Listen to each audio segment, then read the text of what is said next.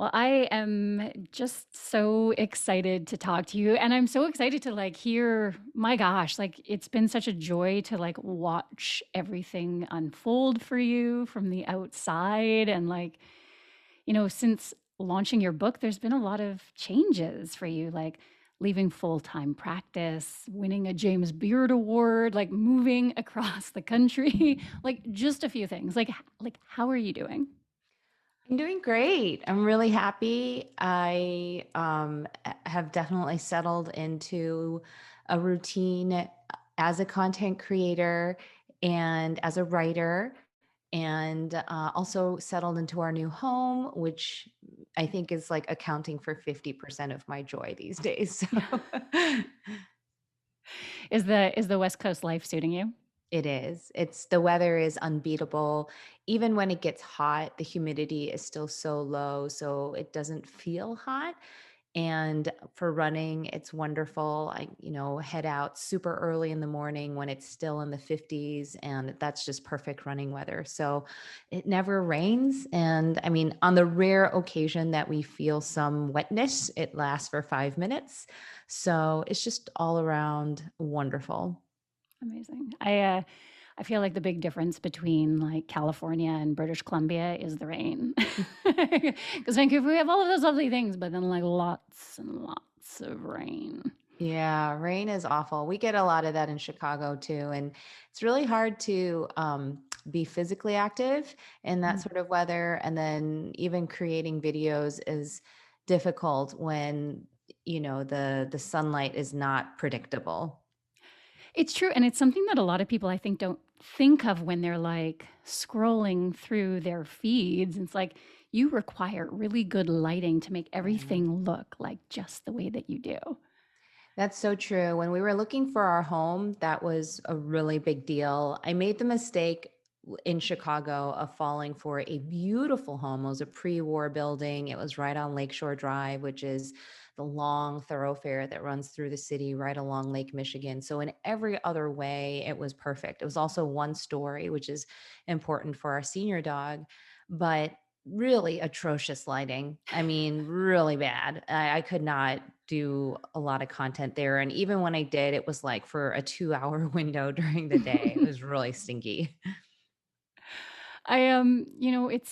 It's so interesting to me, when I look at, everything that you have accomplished with the Korean vegan on top of, oh, I don't know, being like an actual like partner in a law firm and all of this kind of thing. Like, from the outside, you have achieved so much in a culture that is very achievement oriented. And yet one of the things that, I think about in my own life and for others that I see, even for people as like wildly successful as you are, like the goalposts, things like, reaching 1 million followers or like launching a New York Times best-selling book, like those actual goalpost moments are really few and far between. And a book that I just reread recently by John Kabat-Zinn, like the title of the book is After the Ecstasy, The Laundry, which I think is such a fitting sort of like reference for how we live in this culture. And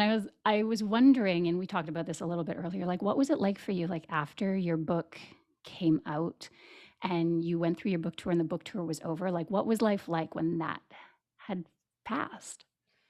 I think that after that point, there was a great deal of anxiety.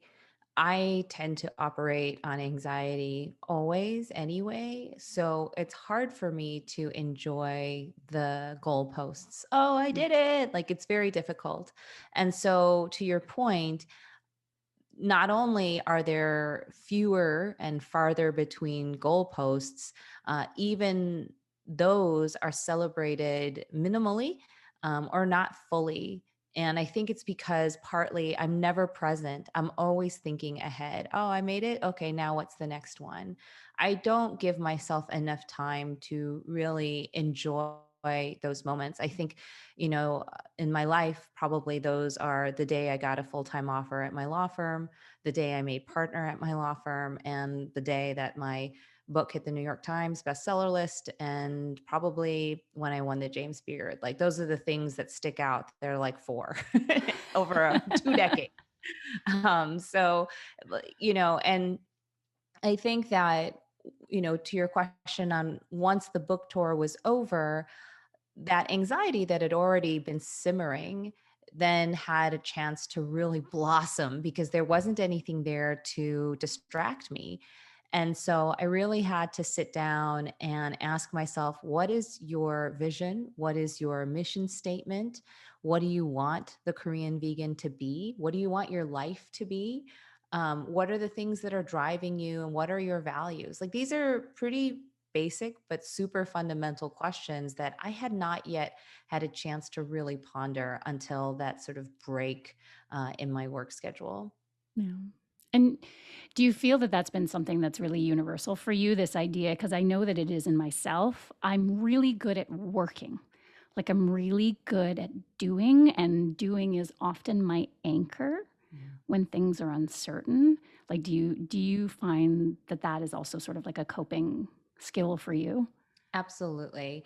My husband always jokes that if I have a break in the day, don't worry, you'll find something to fill it with. Like, I don't like being idle. I like finding things to do with my time. Now, these days, what I've actually filled some of that time with are less productive.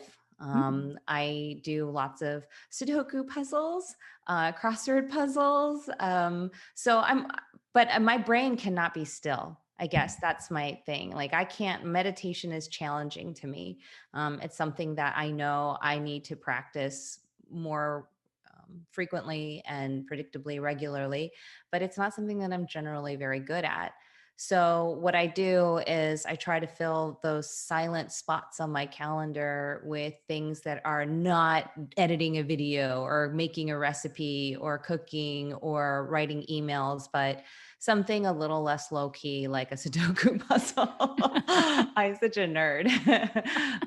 Or these days, I've been trying to find excuses to go out with my husband or even my dog. Let's go to the park or something like that. But yes, I am very much like that. I soothe my anxiety with activity, and sometimes it's mindless activity. Yeah. I think mindless is something we need to embrace a lot. I was thinking about having this conversation. People are like, "What's your hobby?" And I was like, "I don't know, working." I was like, I think my hobbies are working, eating food, which sometimes is also working, and going to the beach. Like that's it. Well, going to the beach is a great one. If your skin can handle it, that's usually my problem. It's like hot and I get so burnt, but that's a wonderful hobby. And I think it's also great if you enjoy your work enough that you kind of equate it with a hobby at times. That's basically my job. And I feel very lucky and fortunate to be in that position because certainly for 17 years of my career, we're not like that. Yeah. So. Well, and you chose to leave daily legal practice like when your book came out. And one of the things that I'm always really struck by in that is that like so few of us dare to reimagine our future at this stage in life. Like you and I are both over 40, and like it's kind of like the train has left the station. Like we're just going to keep riding it no matter what. And our professions can also form like such a core part of our identity. Like what was that decision like to like leave daily legal work behind? Well, I think that's a very astute point, that professions can form such a core part of one's identity. And that was certainly the temptation for me, and probably a trap that I fell into very often. Who am I if I'm not a lawyer? And wrapped into that really was my parents' expectations. I couldn't really separate who I was from what I knew my parents wanted me to be. And they were just so proud when I passed the bar exam and became a lawyer. And then when I made partner, that was such a big deal for them. So potentially giving all of that up was, well, who am I going to be if I'm not a lawyer? That's what my parents know me as. That's what they're so proud of. And ultimately, who am I if I'm not a daughter that my parents are proud of? Mm. So pulling away from that career path was fraught with a lot of these, existential type questions. But however frightening it was, and it was frightening because I was like, I don't know, like I don't want to listen to these people who are telling me to chase my dreams. That's dangerous. That's very dangerous talk. There was also something quite tantalizing about it and invigorating about it. Oh my God, are you telling me I could really spend the whole day editing a YouTube video or writing a newsletter or, talking into a podcast or meeting really cool people? You're telling me that could be my job? Obviously, there was something very exhilarating about that dream, but it was also really emotional for me to reacquaint myself with dreams because I had shelved them for so long in favor of being a good daughter and being a good lawyer and having a 401k and a steady paycheck, that sort of dusting them off and taking a look at them was really, like I said, an emotional thing and a beautiful thing. Yeah. And you talked about being the daughter that your parents could be proud of. And I think so much of what our parents want for us is security and safety, right? And this idea that we could be at a part of our, like a place in our lives where we are secure enough and safe enough to sort of say, okay, so like now me, right? Like what did they think when you're like, okay, so here's what I'm going to do, guys. I've decided that this is going to be my everyday. What did they say? So I actually did an Instagram post about this I don't know, like a week ago, where I described my mother's reaction when I first told her, hey, I'm going to pull out from partnership and I'm moving across the country to Los Angeles. Double whammy. Yeah, she was very unhappy, and very scared. And I think there was some part of her that thought that with time she could convince me not to do it. So that initial conversation was punctuated with a lot of no's and just absolute refusal and rejection of the idea. And it was the first time that as an adult, my mom and I had this really unpleasant conversation, like almost a fight. We had not had one of those in probably since law school. Yeah. So it was difficult.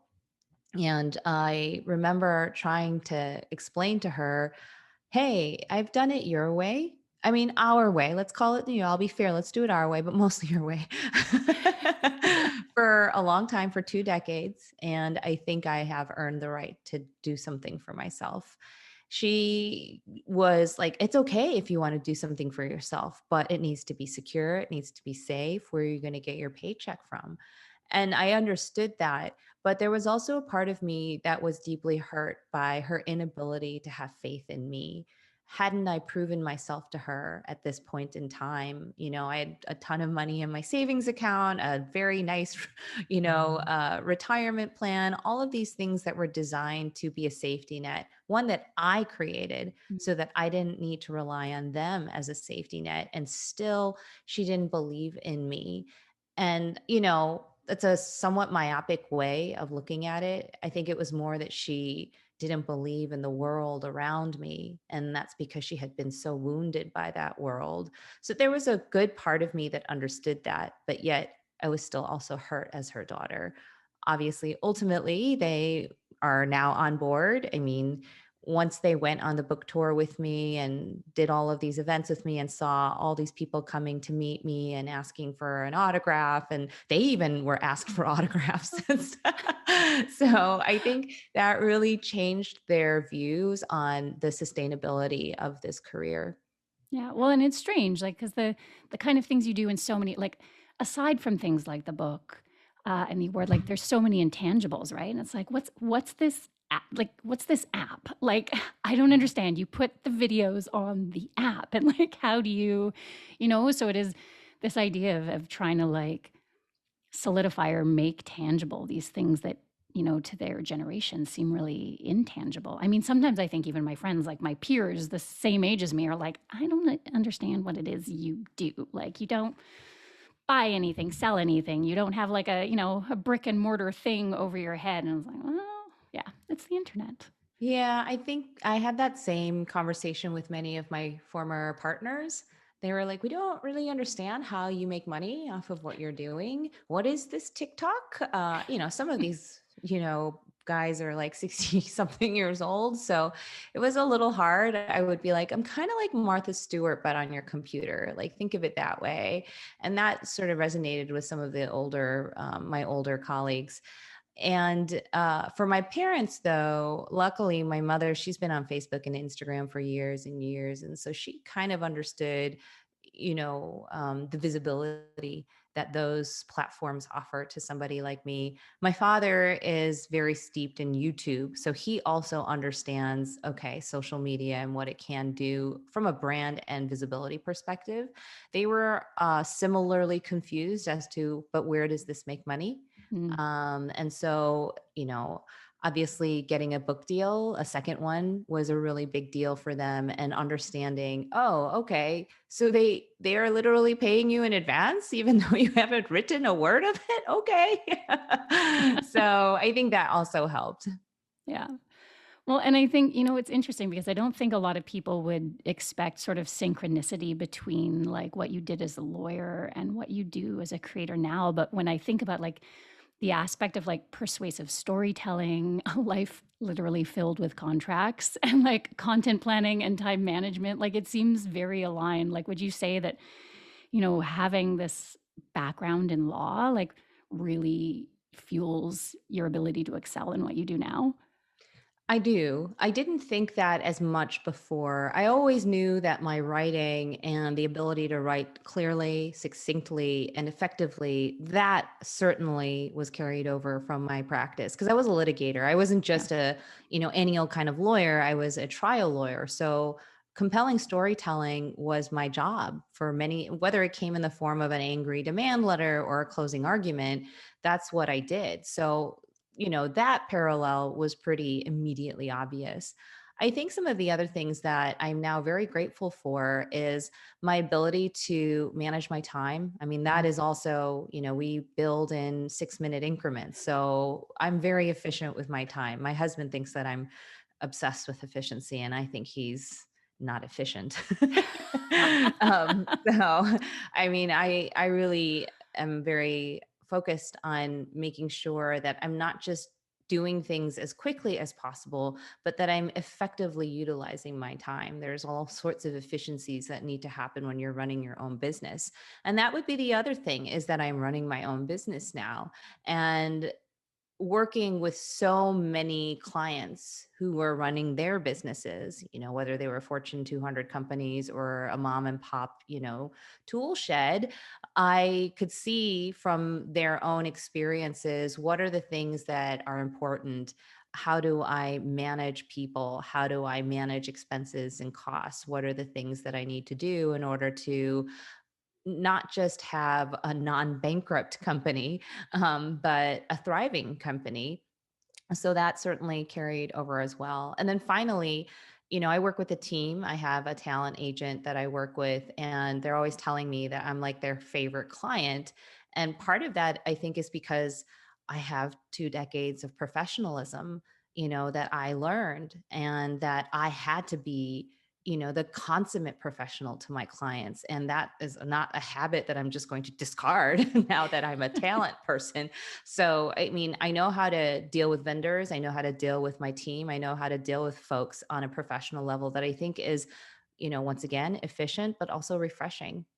Yeah. And the idea that you built this incredible business alongside being a partner at a law firm, like, does it just feel so spacious now? You're like, you built like another full-time business on top of a full-time profession. Now one of those has gone. Like, do you feel that spaciousness, or have things just gone, so, supernova level that no, you've found other things to fill those spaces? I would say it's a combination of two things. I think conceptually, yes, I realize there's a lot of space because I don't have to juggle two different, very different professions. However much there are skills that I could parlay into one, they're still vastly different careers. It was never time management issue. As a partner, I had so much autonomy over my time. My clients didn't care when I did things as long as I got it done. The only times that were really blocked out, particularly during COVID, was depositions and court hearings. Like those are the things that I can't really, call on my own. I can't schedule those on my own. Those are totally dependent on a bunch of other things. So with that said, at 10:15 in the morning, if I wanted to, I could take a break from writing my brief and go, record a TikTok video, come back and continue the brief. Theoretically, that sounds doable. Mentally, it's not doable.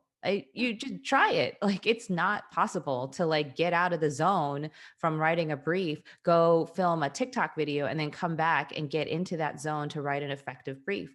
I found that to be a really big problem for me. I would say in 2020 when my TikTok blew up.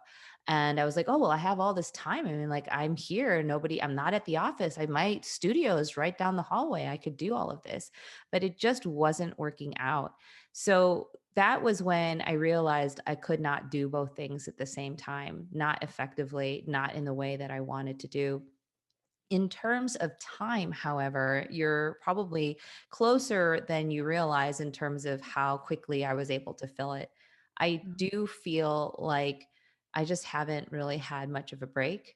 So, my book was published in October. I began PRing, I would say around August, big time was when a lot of the PR stuff really went into overdrive. And other than about a 1 month break in January, which was largely a function of Delta and on Omicron, Yeah. I haven't really taken much of a break. I'm still all over the place, traveling a ton, at a breakneck speed in terms of creating content. And now I have this podcast slash newsletter, which sort of happened by accident. So And is that's also an, amazing oh, for thank anyone who's not subscribed or listening.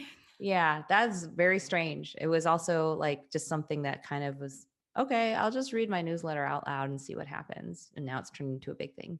Yeah. Well, and it's, you share so much of yourself in your work, which I think is why we all feel like we have such a strong relationship with you as a creator, because you share so many stories and your journey through all of this. And, I find, there's that and your wonderfulness in that. But the other thing that I feel draws me to you a lot is I'm really fascinated by people who find their sort of like huge success. I mean, you're already wildly successful as a lawyer, but like really huge success after like 40, Rich Roll, for example, who I know we're both big fans of.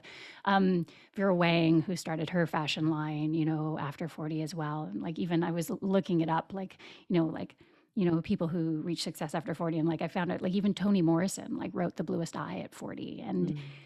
so my question would be that, do you feel like the Korean vegan is you becoming who you were meant to be? Or is it simply like allowing more space for this like other facet of you to unfold? I don't generally believe in meant to be's or destiny. I believe in actualization through choices and intention. So I don't know that the Korean vegan is any more meant to be than if I had just not gone vegan and stayed a lawyer for the Mm. next 20 more years of my career. Or, I was just saying this to my husband. I was like, oh my God, thank God you went vegan because then I wouldn't have gone vegan and then I would still be a lawyer. you know? He's like, no, I think you would have gone into the social media game in some other way. And I'm like, I'm not sure that I would have really, because Mm. he was also the one who told me to start a YouTube channel all those years ago. So, there are so many like little turning points and forks in the road, some of which we recognize in retrospect and some of which we will never recognize or even see because we didn't take them, right? I think that it's much more the latter, which was kind of just allowing the space for me to create something. I never thought I was a very creative person. I always viewed myself as very, logical, math oriented. Although my husband doesn't think I'm very good at math, I'm actually quite good at math.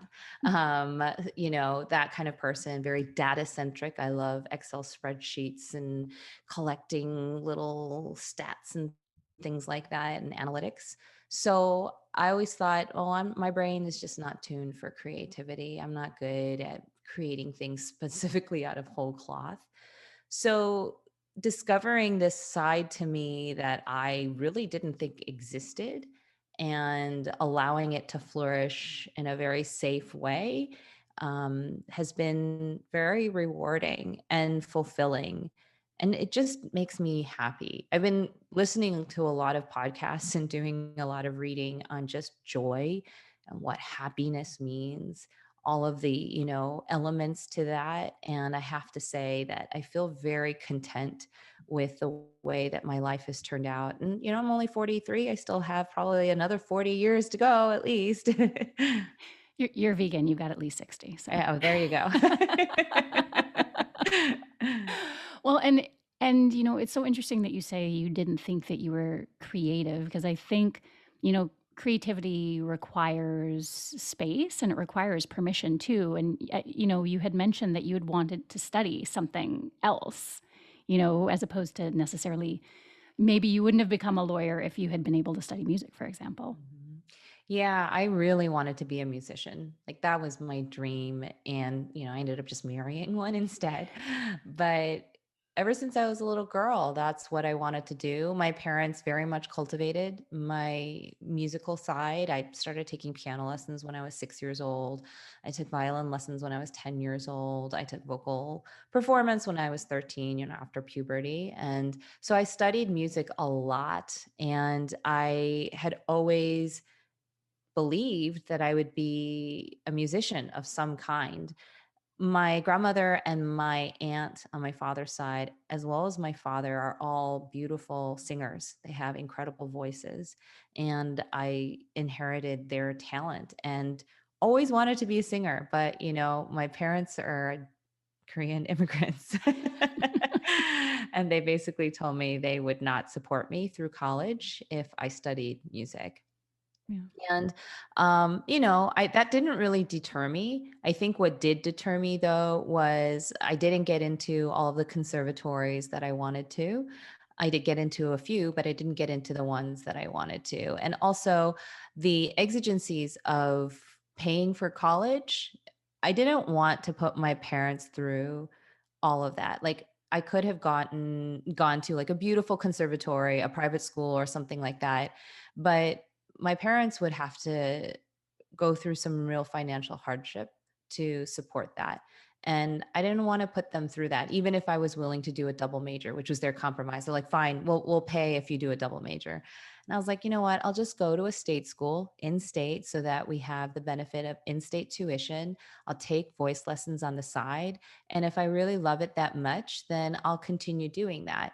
But ultimately, that fizzled when kind of cornered with adulting and Mm. getting a job and car insurance and all of these types of things. So sure, my parents' lack of overt support didn't help, but at the end of the day it was still my choice to decide, all right, I'm going to give up music and I'm going to pursue something like teaching or ultimately the law.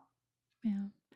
Well, and I think at that age too, you're finally sort of unleashing yourself on the world. And I think you do then really start to have an appreciation for your parents and their like Mhm. overt like focus on safety and security, because you're like, oh, okay, someone is not going to pay my rent and someone is not going to pay for my groceries. I'm like, okay, I better get like a quote unquote real job now. That's exactly how it was. I really did feel that. And I was really grateful too that my parents were there for me. And I think like, I don't know if other college kids did this, but I like rang up like $1,000 or $2,000 in credit card debt, while I was in college. And I was just like so burdened by it. And I didn't have a job right out of college. I graduated a year early. And I think that like because of that, I was not ready for the adult world. And I remember like I talked to my mom about my credit card and I was crying and she's like, don't worry, we'll pay it off, but this is an important lesson for you, and stuff like that. And so I just remember being really grateful that I had my parents to be that safety net for me for a little bit longer, even after college. And ultimately, though, I didn't want to let them down because they had been such a safety net for me my whole life. And at a certain point, I wanted to make sure that they were relieved of that obligation. Yeah. Well, and with everything that's sort of blossomed with the Korean vegan, the idea that you really started this like literally off the side of your legal desk. Like so many of us were introduced to your work in 2020, but like you had been creating the Korean vegan for literally years. And, when we talked before the podcast, you had mentioned that like patience is really difficult for you. Like, did you have a vision of like where you wanted the Korean vegan to be? Like, was there frustration along the way, or was your intention really that sort of like joy and contentment of creating something?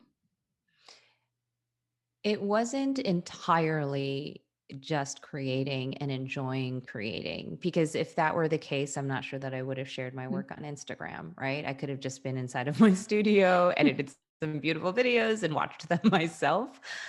There is a lot of joy that I derive from seeing a finished product, I think, and also knowing how much I've improved over the years. That brings me a lot of fulfillment, but it's not all of it.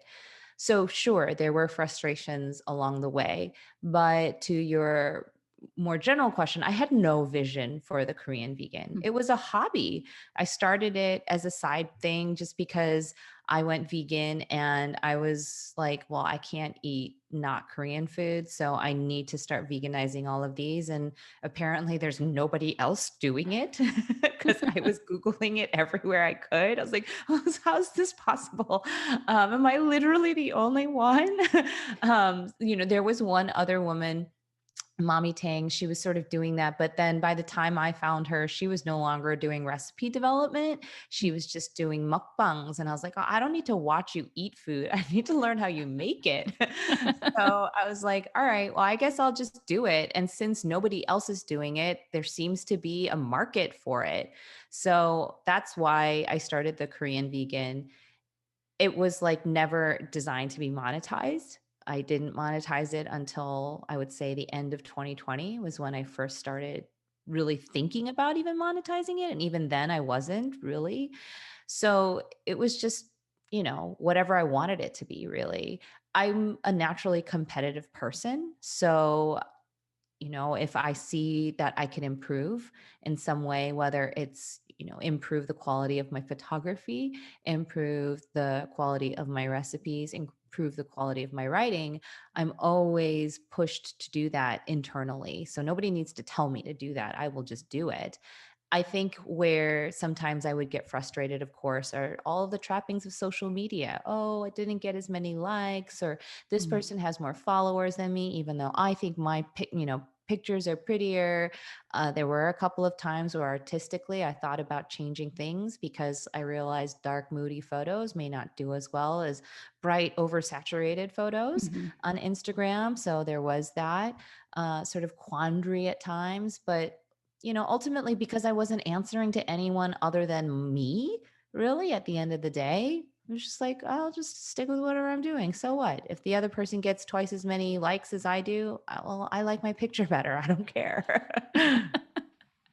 Well, and it's such a hard thing, isn't it? These platforms are so strange in that we are, using engagement metrics as like a barometer for our self-worth. Yeah. And it becomes really, really interesting, for lack of a better word, when we're then sort of like entangling like our livelihoods to these platforms. It is, especially when your brand is an extrapolation of who you are. That's certainly the case with the Korean vegan. People are not just falling in love with my recipes, but they are falling in love with what they perceive to be me.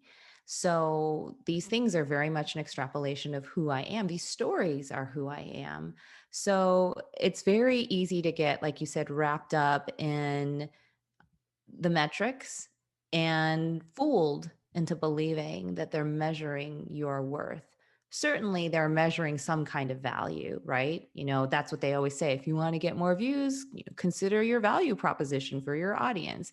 Whenever you're selling something, whether it is a brand, whether it's a story, a fantasy, a recipe, a photograph, a video, certainly there's some value built into that. But like you said, there is a very compelling temptation to conflate that with self-worth. I remember in and around November of 2020, I was going through a rough time at my lawyer job. I had just lost a case that I thought I deserved to win, and I was really upset about it. And then on top of that, my TikToks all of a sudden were not getting millions and millions of views. And I actually had to go back to my therapist, who I hadn't seen for a while because of COVID. And I was like, hey, do you do like remote sessions? And we don't need to talk about eating disorder. Can we talk about my TikTok, which I started, subsequent to our last meeting? So I had to explain all of that to her. And it took me a while, but she was asking me, what is the Korean vegan about? Why do you do it? Like, what is the purpose of the Korean vegan in your life? What does it mean to you? And once you have that identified, your why for doing the Korean vegan needs to be your anchor, not the views, not the likes, and all of those things. Those things are just distractions. You always have to go back to the purpose of the Korean vegan, even when you're feeling like, oh man, I'm not getting a lot of views, or this is tanking, or things like that. Yeah. And, for me, like your work feels like such a gift on a platform that pretty much feels like it's like shouting at you like all of the time. And, like when I see one of your videos, and I know I cannot be the only one, like it calms me down. Like it's Mm. reassuring, it is comforting. Like even when you're sharing really difficult truths, which I really value that you use your platform for, like a diverse messaging. But it's like, oh, it's okay. Like everything's going to be okay. Like Joanne's on case. Like, and, when I was re listening to you on the Rich Roll podcast, like you mentioned that, like, for you, the Korean vegan is about compassion. Like, is that what drives you? Like, how does that drive you? Like, how does that drive what you create and you share? So at its core, the Korean vegan started out as just like a recipe catalog. Like that's what it was. And I soon realized in 2017 that the food and the recipes was just a vehicle for something that was more important to me on a personal level. And that was the eradication of racism. That was like something that I think is so important to me my whole life, even when I was a little girl. And so I was grappling with the 2016 election in the United States and what that meant to me and what that meant to other people like me, what that meant for my family, and how it changed my perception of this country that up until that point I loved very ardently and was very loyal to. And so I kept thinking and thinking, like, what is the fundamental problem with our country? Like, how is it that anyone could think that this wouldn't hurt me, or that the kind of hurt it would cause people like me was worth it for some other cause? Like I just couldn't wrap my head around it. And ultimately, I concluded that it was largely a problem of a lack of compassion and empathy. People don't have the requisite imagination to understand other people's pain. And that includes me. I'm not excluding myself from that. I did not understand how other people could vote in a different way. That is fundamentally a lack of empathy, compassion, and imagination. That's, where I took responsibility. So the Korean vegan is about finding ways to organically develop those skills for everybody, myself included. And that's why I started at home, because I always feel like that is a place that is supposed to be safe for everyone. And it's also a place that many people can relate to. Everyone needs to eat. Everyone has a mom and a dad and a grandma and a grandpa. Many of us have siblings. Many of us are married or have a partner of some kind. These are things that no matter what political creed, race, religion you are, that are common to all of us. So let's start with those common building blocks and see if we can create something together that is less divisive, that is less tribal, that is more inclusive. Yeah. Well, and I think that's probably, there are so many privileges and gifts that the internet has given us in our, ability to connect. But I think that's probably the worst side of the internet, is that it is so divisive. And, so often, there's so much talk about whether the algorithms really do foster this, but the idea that like divisive, alarmist, anxiety inducing, like violent content really does get people's attention. And I think it's such a fallacy to say that, that we are somehow so like we are all human. And I love that you do that, because so often we can be like, oh, well, you are different from me, and like they are different from, them. And it's like, well, no, like I am a daughter.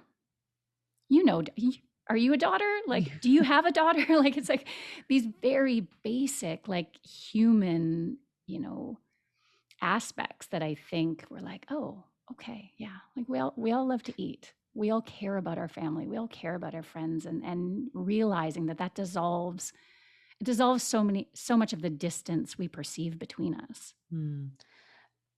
I was listening to a ritual podcast episode where they were talking about creator economy and ad revenue economy and click economy. Mhm. That's basically the world you and I occupy, and that many of us occupy.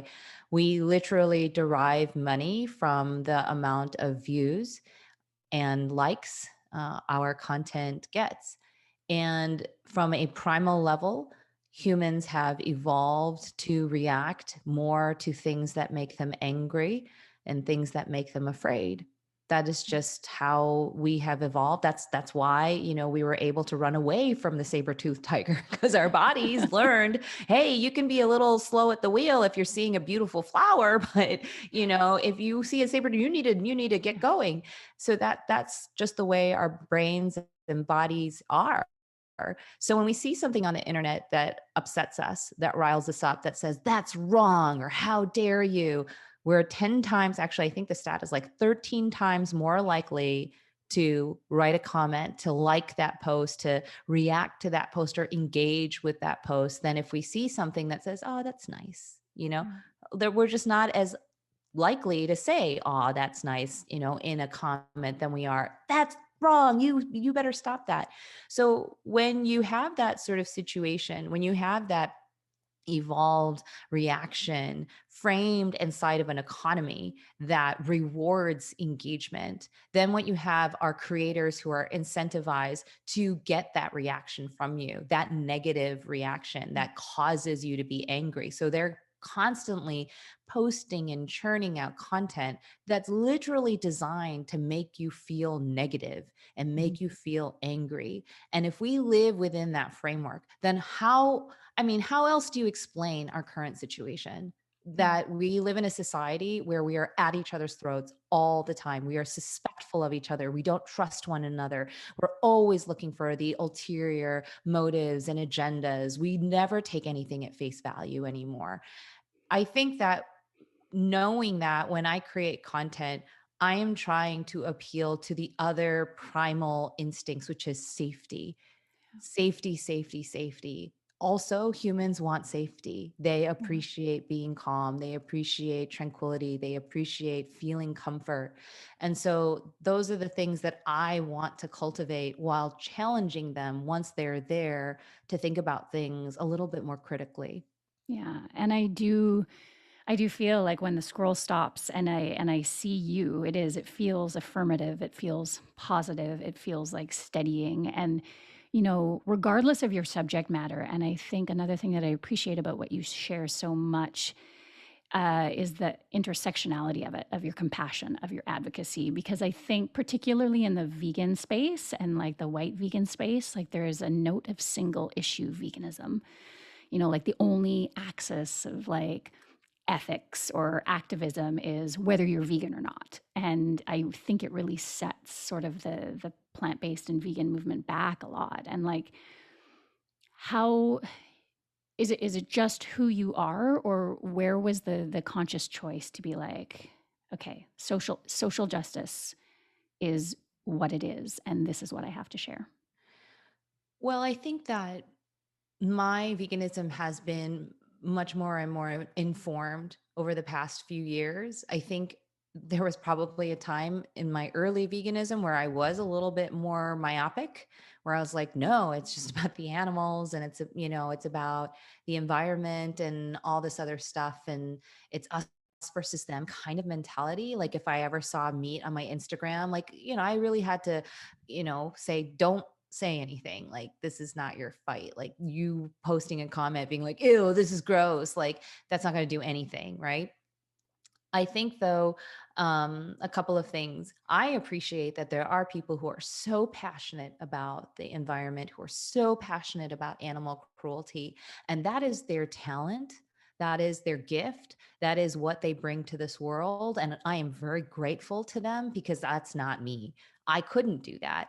Yeah. But I know that there is a space for that. And I'm not going to be that person that goes undercover and to a slaughterhouse and exposes that and creates a movement behind that and gets regulation as a result of that. I'm not going to be the person who goes to DC and lobbies for X, Y, and Z. That's just not where my passion is. And more importantly, like, I don't know that I'd be very good at it.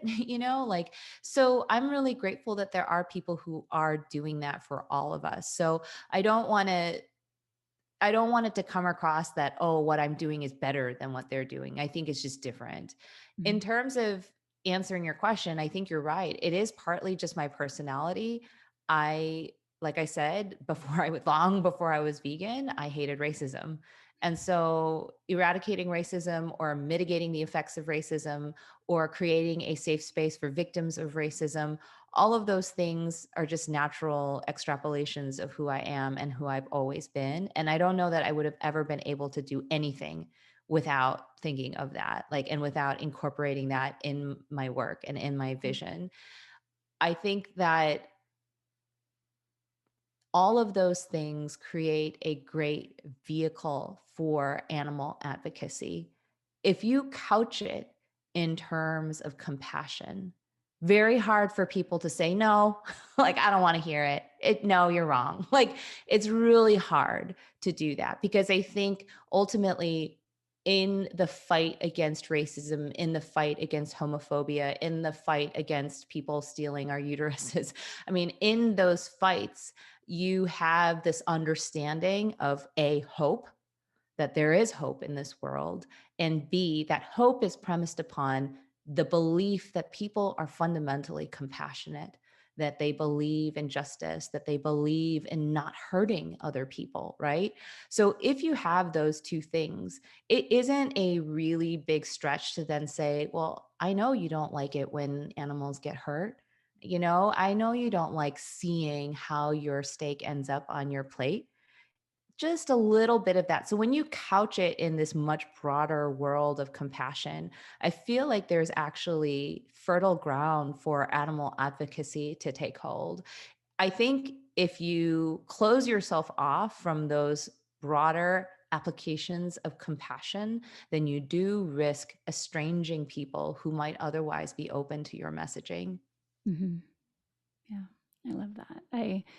I'm fond of saying that, we need to sort of have the same level of compassion for ourselves and others as we show for animals, in this movement. And, one of the things that you said that you can be really hard on yourself. Mhm. And, you have such a large platform and the messages you share are so important. Like, do you feel a pressure as your platform has grown? Like, how do you allow yourself some grace? Of course, I feel pressure. I'm the moving goalposts girl. I'm constantly berating myself for, oh, like, how come you're not creating a video every single day like everyone else? Or, um, you know, it's very similar to that question that I once had about my photography. Should I switch up the aesthetic that I think a lot of people know me for and go with something that's a little bit more palatable that seems to be doing much better? A lot of times I do ask myself, well, maybe I should just, forget about this story time stuff, and just do a straight up recipe videos because that seems to be doing very well. A lot of people are finding success in that. So there's a lot of pressure to make sure that my content doesn't grow stagnant, Mhm. that I am continuously reaching farther and farther beyond what I've already established. But I think, when those types of anxieties really become overwhelming, I go back to what my therapist said, which is, what is your why? Like, what are you doing this for? Who are you doing this for? And I think when I answer those questions, which I'm doing this for me fundamentally, because Korean food equals safety for me. That's why I started the Korean vegan, because I felt like, oh, going vegan is somehow me not being Korean anymore. And I Yeah. couldn't do that. So that's why I created the Korean vegan. And then, of course, it's safety for other people. I want people to feel like very safe where I am. So when I go back to doing that, and particularly when I hear from members of the community or even people who've just started following me saying, man, something you wrote really resonated with me, or I feel so seen by what you're saying. Those types of things help me to know that I'm headed in the right direction. Yeah. Well, and let's talk about your food because it feels like such a celebration. It feels like a celebration of your family, of your culture. And, I think a lot of people fear that, going vegan will separate them from your culture. And that may sort of like, give them pause about making the shift. And like, what would you tell those folks who are worried about losing connection to, their family traditions or their culture by releasing animal products? There are a lot of things that I can say on that topic, but I think, even more broadly speaking, I was just writing about this in my last podcast. And so it's like fresh on my mind. When I left my home to go to college, and it was only like 3 hours away driving, but it still felt like a universe away from my Yeah. mom and my dad. That was probably the most unsafe I'd felt in my entire life up until that point. I was not ready for it. I felt like the bottom had just been ripped out from underneath me and that I was just flying, like, and not in a good way. Yeah. So it was a really scary, scary time. And what I ultimately learned from that process is at a certain point, Joanne, you're going to have to snip the strings between you and your parents and your family and learn how to be safe in yourself. You cannot rely on your mom and your dad and your family for safety. You have to rely on yourself for safety. How are you going to generate your own safety net, not rely on someone else to do it for you? So, when you think about moving away from animal products and potentially putting up hurdles between yourself and your family, your traditions, your culture, ultimately, you need to get to a point in your life where you say, no, wherever I go, those things are always going to be with me because I am me, right? And I am my own safety net. And that's ultimately what I ended up doing with the Korean vegan. All right. So my mom can't make me for the food anymore. I can't go to my favorite Korean restaurants anymore. And you know what? Some family barbecues are going to be a little awkward. Okay. So what do I do about that? Well, I'm going to use my brain and use this knife and this chopping board and I'm going to get moving and I'm going to create my own safety net. And look what that has done. That safety net has now turned into a full blown career. So I'm not saying for those people who are like, oh, I'm on the fence about going vegan, well, you should just do it so that you can have a full blown career. That's not what I'm saying. But I'm saying is, whether it's going vegan, whether it's a new career move, whether it's a relationship that you're moving away from or moving into, at the end of the day, you have to find safety inside of yourself.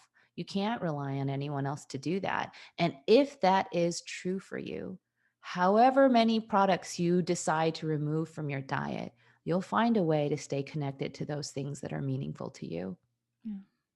I love that.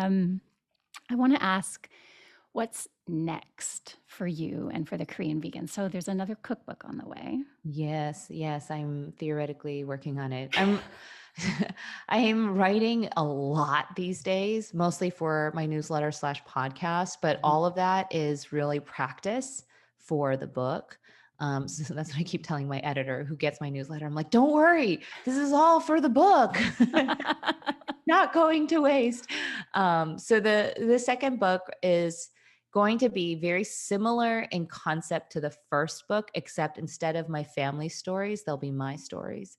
Mm, So the first book was really the story of the Lee family. My mom and my dad and my grandparents with little bits of me sprinkled in. yeah.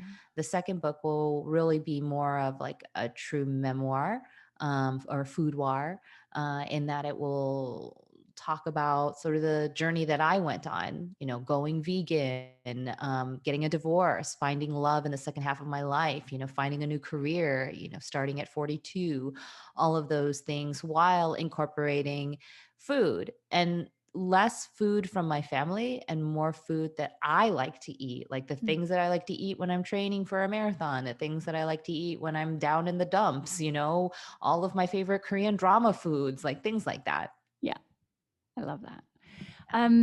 So I feel like this is a good place to transition because you graciously agreed to do a little mini Ask Joanne segment. And so, for anyone listening, if you're not already listening to Joanne's podcast or you're not subscribed to her newsletter, what are you doing? Start immediately. But she has a column called Ask Joanne. So she graciously allowed us to put it out to our listeners in our community. And I immediately realized the challenge of doing it over Instagram because the little bubbles give you like so few words.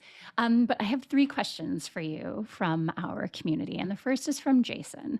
So Jason says that he has a family member who isn't taking care of themselves and it's really worrisome to him. So how would you approach them about what you feel are unsustainable and unhealthy lifestyle choices? I think that in those situations, first, you got to do the work inside of you before you talk to them. I think if you try to approach them without having fully processed all of the different things that this means to you, you risk muddling your communication and your messaging, and you also risk getting into a fight with them because it's an emotionally charged situation. So, for example, when my father was diagnosed with cancer, my immediate thing was like, oh my God, daddy, you need to stop eating all the meat like right now. Like, what are you even doing? And it was not a very fruitful conversation because I hadn't really had time to process everything and do the homework on my end of things. Like, what does this mean to me? Like, why is this conversation happening? It's happening because you're freaking terrified, is why it's happening. Are you really thinking about your father, or are you thinking about your own fear and your own anxiety about losing your dad? And if, that's a very legitimate feeling, certainly, but it may have gotten in the way of my communication with my dad because I wasn't thinking very strategically or very effectively. I was just thinking about immediately squashing out my fear, right? So I think you've got to figure out, okay, how do I get to a place where I can have some equanimity in a conversation with whoever this loved one is? And, be prepared to then go to that conversation with answers, because they may have a lot of questions about, well, why do you think that that's true? What basis are you saying that, on what basis are you saying that I need to change this or remove this from my diet? Do you have studies that you would like to share? What are the bases of those studies? Who did you hear that from? Did you just get it on Instagram? Like, those are things that you also want to do some homework on. And I think that is very valuable, not just because you're going to be prepared when they ask you these questions, but again, it's going to ground your messaging. Like, you're going to be in that process working through your feelings on the situation. I think the other thing to do your homework on is the person, right? Like, when I'm preparing for a jury trial or a bench trial, I really have to understand who I'm talking to. So a lot of times we'll spend a great deal of research on, well, where is this judge from? Where did he go to law school? What are his previous decisions? Blah, blah, blah, blah, blah. Because then I get to know, okay, like, these are the things that are really important to this person. This is how I get in the door with this guy, right? Or this woman or whomever. And I think that's also something you need to think about. So, for example, my parents, they were born during the Korean War or right before it. They lived a very good chunk of their lives without any food. So, for me to tell my dad, hey, you need to eat beans, is a little offensive to him, because he told me this one story that for a lot of his childhood, that was what they would eat. The beginning of every day, their father would count out how many beans that he would get to eat that day. That was his allotment of food. So for me to then say, I think you should eat beans, that could be very traumatizing to my father. And again, in my zeal to get him away from cancer, I was like, just eat more beans, like, so that was not very effective. It was not thoughtful, and it wasn't very sensitive. So that's another thing that you want to do your homework on before you start this conversation. And then when you're having that conversation, I think we all need to be ready to not win. Mm. not win that day. You're not going to convince someone overnight. Very rarely does that happen. You need to be ready to walk away from that conversation saying, all right, I didn't win this particular battle. Because if you just try and pack it all in at once, you're going to overwhelm that person and you're probably going to turn them off. You have to be prepared for a very long game here. It may be multiple conversations. It sounds like this person may have had multiple conversations, but you just got to keep being persistent, be generous, be compassionate in your persistence, and ultimately realize if they don't come around to seeing that their own behavior is destructive, you cannot let that affect you beyond a certain point. Yeah, that sucks. That hurts. And man, what a waste, right? Because you feel like there's an answer here and that person won't take it. You can't internalize that. There is that temptation, especially if they're very close to you, but you simply cannot do that because that will really damage the relationship you have with that person and any hope that you'll ever convince them at some point in the future. Wow. It's so true. We do the people that we love the most, we want to say like, here's the thing to do. This is I know what's best for you. But I mean, it even goes back to the conversation we were having before with you and your parents and you deciding like, no, now's the time. I choose my own path. And like, we all need to have that agency. Absolutely. Yeah. And yeah, it's frustrating though, watching someone use that agency for destruction Yeah. instead of life affirming choices. It is very frustrating, but at the end of the day, we are all our own, autonomous beings, and you simply cannot force someone to make these types of decisions. Yeah, it's true. Thank you. All right. Our next one is from Willow. And she asks, how do you know if it's too soon to start dating again post divorce or breakup? Hmm. It really depends on how you define too soon, right? I know that seems like obvious, but I guess too soon for who, right? Like too soon for society, F society. Like that should not, like literally should not be weighing in on your decision matrix here. Like who cares, like what they think, okay? Too soon for your mom or your dad. Okay, can be kind of convenient, being saddled with bad opinions of the people that you care about or the people that are close to you. But at the end of the day, my hope is that you're at a point in your life where you had to make tough decisions that maybe didn't sit well with the people around you. And yet you did them because you knew that was the right thing to do for you. So hopefully that's not what you mean by too soon. I think what we're talking about when we're saying too soon is obviously too soon for you. Well, what does that look like, right? One of the ways that can manifest is you start dating someone and you realize, oh my God, I don't actually want to be with anyone right now, like particularly you. Rebounds, right? And to me, I've always been of this, well, okay, you can learn a lot from rebound relationships. Just because a relationship ends quickly, one date, two dates, three dates, or four, doesn't mean that they were a complete waste of time. Doesn't mean Mm. that you shouldn't have engaged in them. There's a lot that you can learn. Like I remember I went out on this one date, like right after Anthony broke up with me. I don't think he knows this.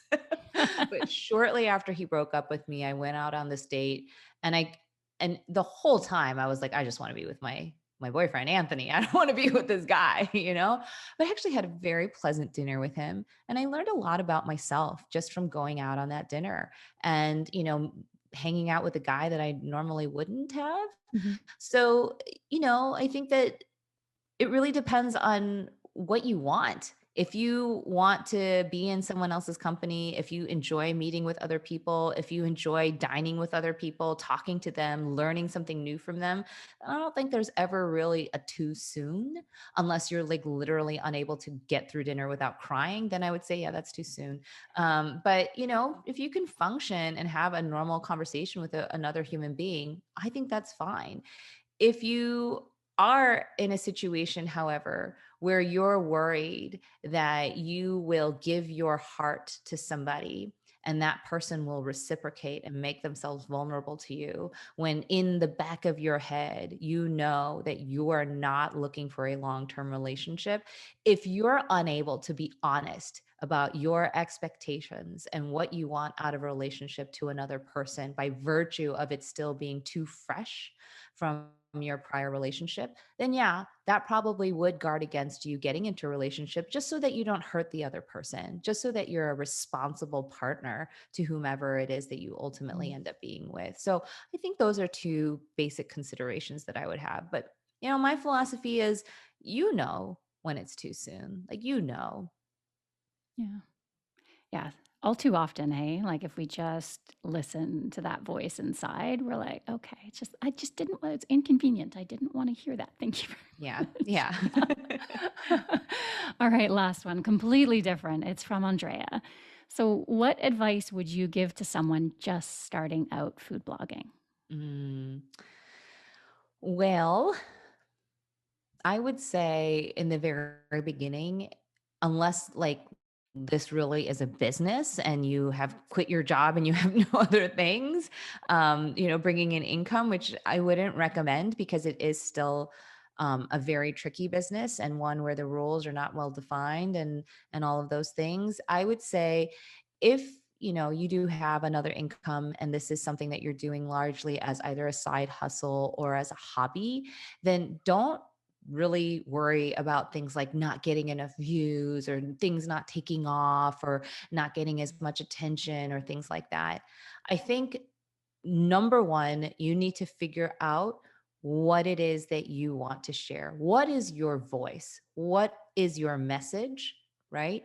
And figure that out first. You're going to experiment so much with so many different ways of communicating your message, whether it's, what kind of photography I like or what kind of videography I like to do. Do I like to do just straight up recipe tutorials? Do I like to do a little bit of comedy in it? Do I like to do, epic storytelling videos? Do I like to do vlogs? There are so many different ways to incorporate food blogging into whatever, sort of platform you decide to ultimately choose. But this is a great time to just experiment with a lot of different things. I remember when I was first starting the Korean vegan, it was really tempting to just do what everybody else was doing. So that's what I did. I just did what everybody else is doing. But I am a student always first. So I'm sitting there on Instagram, and eventually I get into this little pocket of Instagram just filled with these absolutely stunning food photographs. I mean, there is just so much storytelling built into these wonderful food portraits. And I was like, that's what I want. I want to do that. That's what I want to do. Nobody else is doing this. Everybody else is doing this other kind of, I want to do that. So, you know, did I completely replicate what I saw on, those Instagram accounts? No, I kind of made my own style, but that was a big inspiration for me. So these first few years is just trying to figure out, okay, what is my style? What's my voice? What are those things without being distracted by things like, oh, I didn't get enough likes or I didn't get enough views and things like that. Once you have your style figured out, and the reason it's important to do this up front is because let's say you just do what everybody else is doing, and all of a sudden your TikTok or your Instagram gets like really, really big. Well, now you're stuck. You're stuck doing that style forever, because this audience is not going to stick with you if you change. They're going to be like bait and switch, man. So figure out your style first so that it's something that you'll continue to enjoy doing, because otherwise you might get stuck doing something you don't really like to do. And so do that. And then once you have that voice, then you got to figure out, how do you hone that voice? How do you deliver your message in a way that is accessible to a larger audience? How do you scale that voice in a way that gets to as many people as possible? And that can look like, using SEO or picking up on trends or posting regularly. I mean, there are all sorts of little tricks of the trade for kind of getting out there. But I think before any of those things, like I said, is you need to figure out what your style is and you need to ensure that you enjoy it. It's a style that you can continue to grow in, that you don't see a ceiling in, because if you see that ceiling coming up too close, man, that's not a sustainable career. It's not a sustainable hobby. Yeah. And, I think people can forget because they see all the beautiful things that are the product of this kind of career. I think that people forget just how much work is involved in like doing these videos, taking these photos, the time to learn the photography, because you didn't take photographs before, like you learned your photography alongside Mhm. learning to cook, didn't you? Yeah, largely. I mean, I just did this video called My Creator Story on YouTube, and I talk about how I learned photography. I'll probably do a much more in-depth newsletter on it, I think this week. But it started with like literally using the webcam on my computer. And, it was like Facebook was like a big thing that time. And I was like obsessed with my profile picture. And I was like, how am I supposed to do this? I need to learn how to use the camera.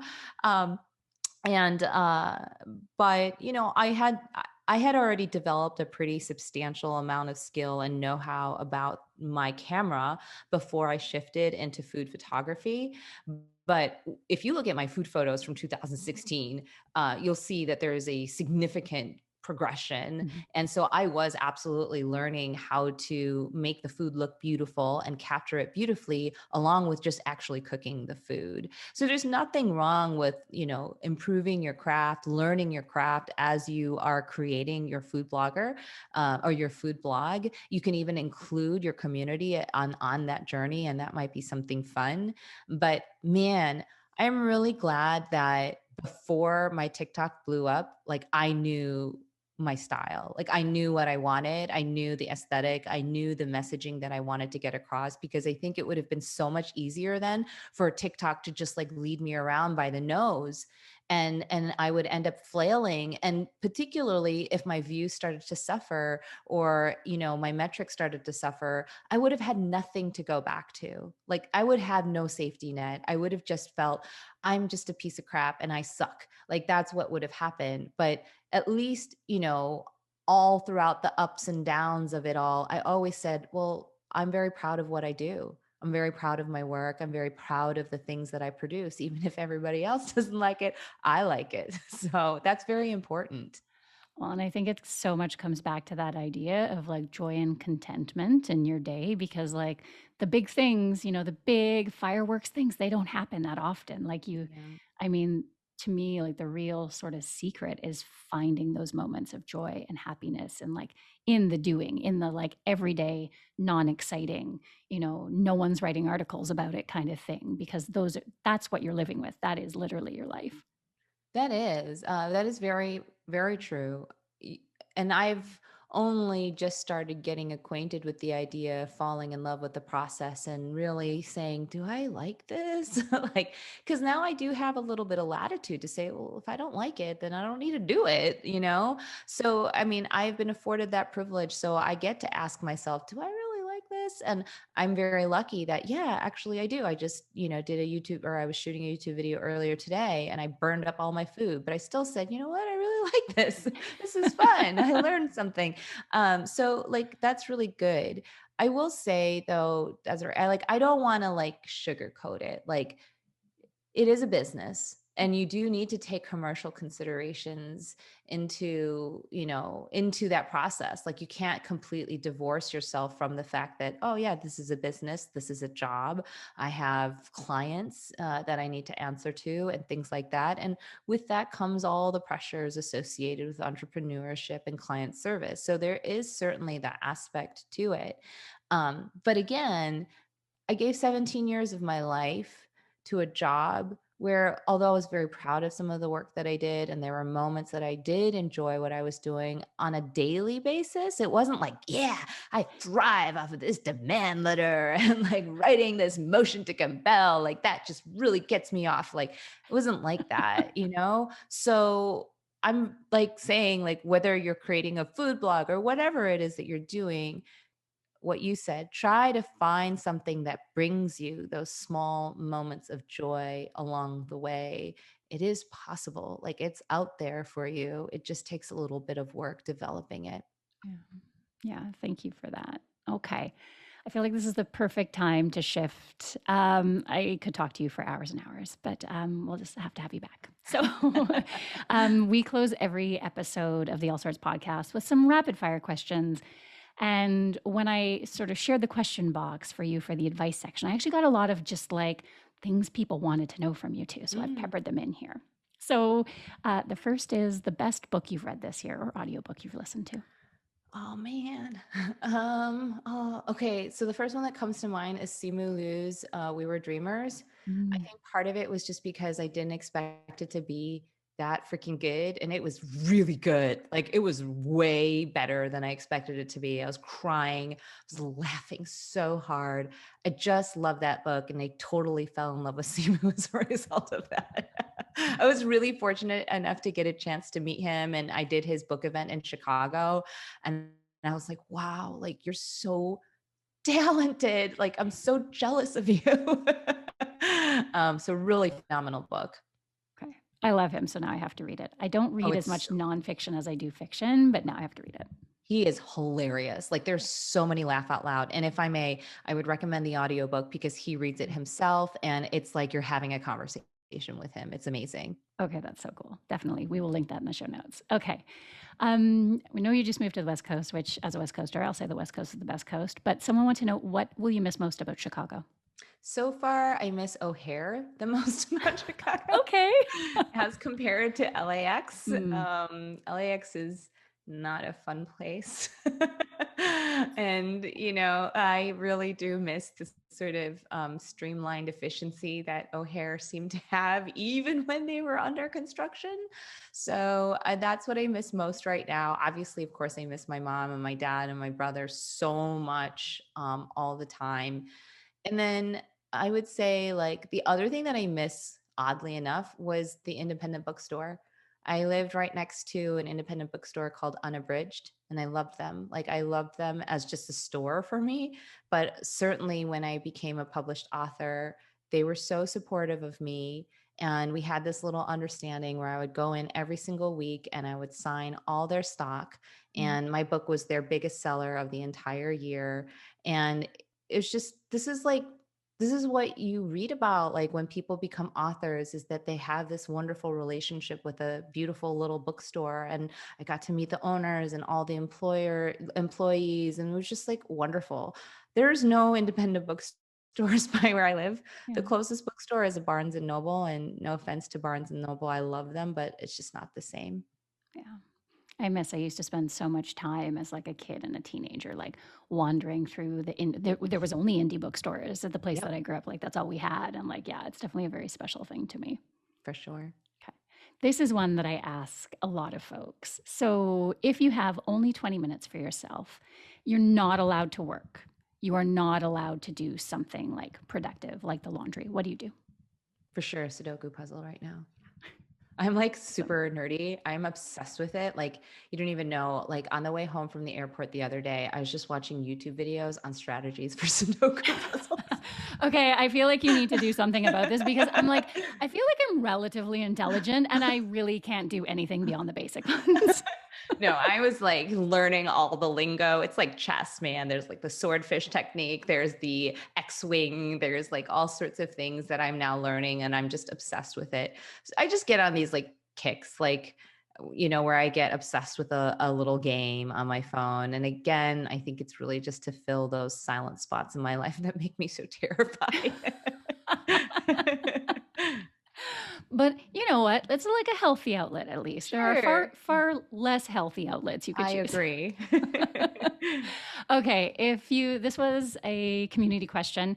If you were forced to eat only one food for the rest of your life, what would it be? Potato. Like that's so easy. I should just get a potato tattooed on my body. That's my And favorite food. and also potato merch. I think we need the potato Oh merch yeah. from Yeah. I Korean need but I Vegan. think I really need to like identify the potato as symbolic of Joanne. I haven't done a good job of that branding, but I love potatoes. I will eat any kind of potato. My favorite time of year is always pre-marathon carb loading because my carb load meal is rice, boiled potato, and soy sauce. Literally, that's all I'm allowed to eat for 4 days in a row. And it's like I always feel like it's like Christmas, man. Like this is my favorite. I love it. Like you just get to totally potato out. Oh my gosh, that's so good. My cheeks are hurting because I've been smiling so much for the I've last hour been and a half. there. It's all your fault. I love it. Okay, the last one. I think this is a good one to end on. What's giving you hope right now? Young people. Mm, I was just watching this video on TikTok where a young Puerto Rican teenager, he was 13 years old, he was being held down by an purportedly off duty police officer, and his alleged crime was touching another bicycle. He was on his own bicycle and he got off because this bicycle was in his way. So he laid hands on it to move it out of his way so that he could continue riding. And he was accused of trying to steal it, even though he was sitting on his own bicycle. This off duty police officer tackled him to the ground and held him there. And he called his mother, crying.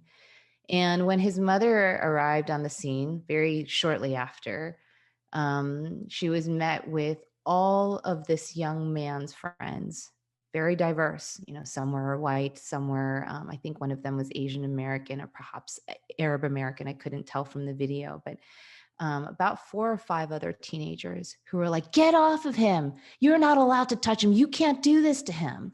They came to his aid. And as a result of them just swarming this man, he eventually let that child go.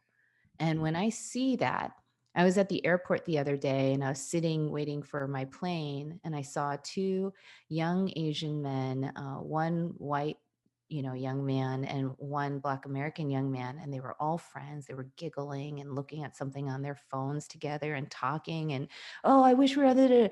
And it just, again, I just felt so uplifted by that moment. Like these young people, they know what's right. And they are growing into their power to execute on what's right. And I feel so ashamed sometimes in my generation, like, oh man, I'm leaving you so much work. I don't like to do that. Like, even when I left the firm, I was like, oh, I'm going to do all the work. So there's nothing left for anybody else to do. I don't want to leave work for other people.